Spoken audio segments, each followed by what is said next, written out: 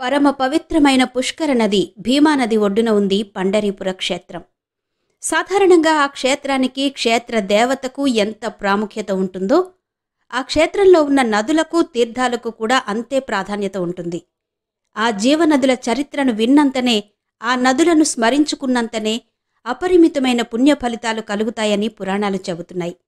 పండరీపురాన్ని ఆనుకుని ఉన్న భీమానదికి కూడా అంతే చరిత్ర ఉంది.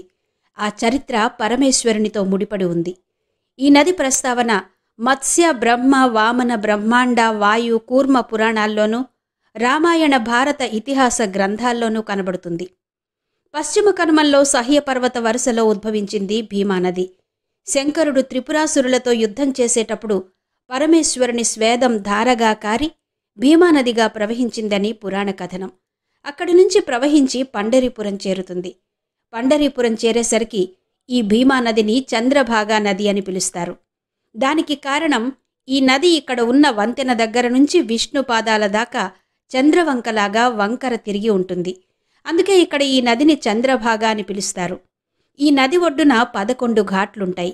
ఈ ఘాట్లలో స్నానం చేసి విఠలుణ్ణి దర్శించుకుంటారు భక్తులు.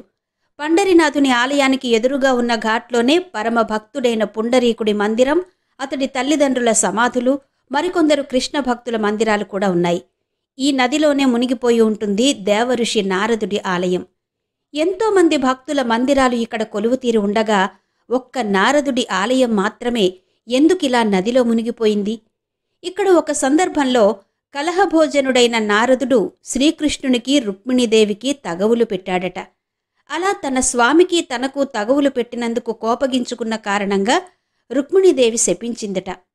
అందుకే నారదుని ఆలయం అలా నీట మునిగిపోయిందని చెప్పుకుంటారు స్థానికులు. ఇక పైనుంచి ప్రవహిస్తూ వచ్చిన భీమానది ఇక్కడ చంద్రభాగ నదిగా పేరుపడి ఇక్కడున్న లోహదండ తీర్థంతో కలిసి ముందుకు పారి ఆ తరువాత కృష్ణానదిలో కలుస్తుంది. ఈ లోహదండ తీర్థానికి చాలా ప్రాముఖ్యత ఉంది. ఈ తీర్థంలో స్నానం చేస్తే ఎలాంటి పాపాలైనా ప్రక్షాళనవుతాయని, బాధలు తీరిపోతాయని భక్తులు ప్రగాఢంగా నమ్ముతారు. అసలు ఈ తీర్థానికి ఎందుకింత ప్రాముఖ్యత? ఎందుకంటే స్వయంగా పరమేశ్వరుడు ఏర్పరిచిన తీర్థం కాబట్టి. ఒకసారి శివపార్వతులు భూలోకంలోకి వచ్చి ఈ ప్రాంతంలో విహరిస్తుండగా పార్వతీ అమ్మకు దాహం వేసిందట.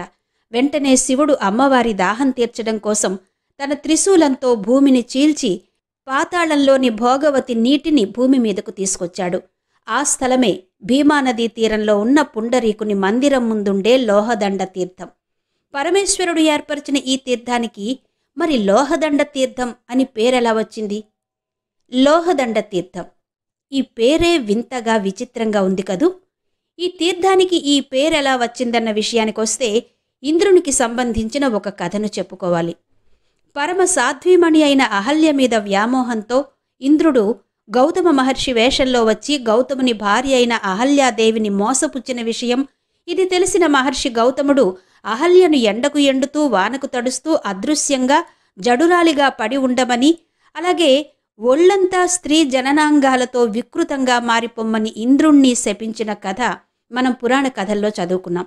అయితే ఇంద్రుడు పశ్చాత్తాపంతో అమ్మవారిని గురించి తీవ్రమైన తపస్సు చేసి తన శరీరం మీద ఉన్న స్త్రీ జననేంద్రియాలను కన్నులలాగా కనిపించేటట్టు వరం పొందుతాడు. అందుకనే ఆయనను సహస్రాక్షుడు అని కూడా వ్యవహరించడం ఉంది. అయినా కూడా ఒళ్లంతా కళ్లతో వికృతంగా కనిపించడంతో ఈ శాపం నుంచి విముక్తి కలిగించమని శ్రీ మహావిష్ణువును ప్రార్థించాడు. అప్పుడు విష్ణుమూర్తి ఇంద్రుడికి ఒక ఇనుప దండాన్నిచ్చి, ఏ తీర్థంలో అయితే ఈ ఇనుప దండం తేలుతుందో అక్కడ స్నానం చెయ్యు, అప్పుడు నీ శాపం పోతుంది, నీ సుందర రూపం నీకు వస్తుంది అని చెప్పాడు. విష్ణుమూర్తి చెప్పిన విధంగానే ఇంద్రుడు భూలోకంలో అనేక తీర్థాలు తిరిగాడు. ఎక్కడా అతనికి శాప విమోచనం కలగలేదు.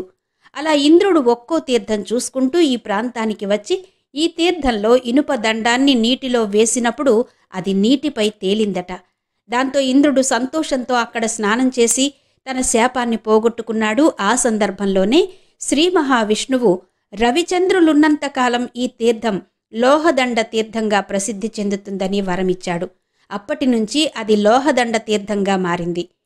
ఇక పండరీపుర క్షేత్రం గురించి తలుచుకోగానే వెంటనే జ్ఞాపకం వచ్చే అంశాలలో వార్కరి ఉత్సవాలు కూడా ప్రధానంగా చెప్తారు. అసలేంటి వార్కరి ఉత్సవాలు? వార్కరి అంటే ఏంటి? వార్కరీ ఉత్సవాల వెనుక ఉన్న ఉద్దేశమేంటి? ఈ విశేషాల గురించి తరువాతి ఎపిసోడ్లో తెలుసుకుందాం.